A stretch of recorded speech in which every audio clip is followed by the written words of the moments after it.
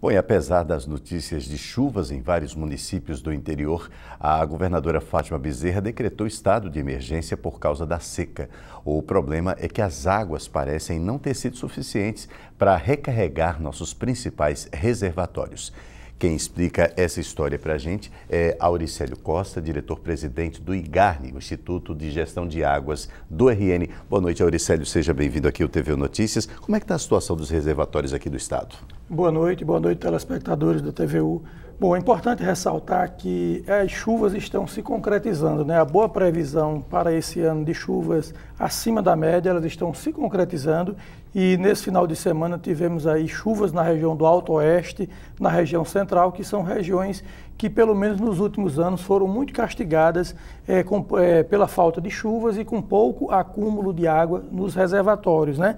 Em função disso, aquela região sofreu muito, alguns municípios, o sistema de abastecimento entrou em colapso, no carro-pipa, aquilo tudo, né? E apesar dessas fortes chuvas demonstrarem que está acontecendo uma boa recarga no dia dos reservatórios, na média nós ainda estamos aí em torno dos 24% de capacidade. Para você ter uma ideia, a nossa capacidade de reservação de 4 bilhões e 300 milhões de metros cúbicos, nós agora atingimos 1 bilhão e 74 milhões, ou seja, em torno de 24% dessa capacidade. Então, as chuvas são bem-vindas, nós estamos aí no meio dessa quadra chuvosa e com esse volume de 24% aí de capacidade média dos reservatórios, é importante que esse decreto seja reeditado, porque nós temos alguns municípios que precisarão ainda talvez de algum nível de abastecimento, a região do interior, de um carro-pipa, e esperamos mais prudente fazer a concessão desse decreto. E esse decreto, ele contempla quantas cidades?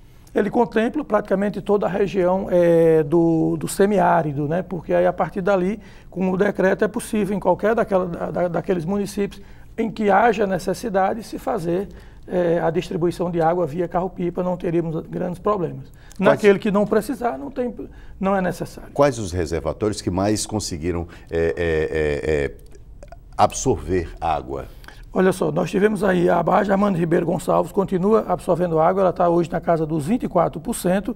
A barragem de Santa Cruz, que estava com 18%, passou para 22% da sua capacidade, indicando boas chuvas naquela região. A barragem de Umari, que estava em 28% na última medição, já passou para 32% da sua capacidade. E tivemos aí alguns bons reservatórios que já passaram a verter água, como por exemplo o Dourado em Currais Novos, o Novo Angicos na região central, a barragem Dinamarca, Riacho da Cruz 2, Pataxó e o Encanto. São 7 reservatórios já de porte que estão sangrando, vertendo água e, portanto, indicam que o inverno está se concretizando dentro da previsão. E os mais preocupantes, que não conseguiram juntar água?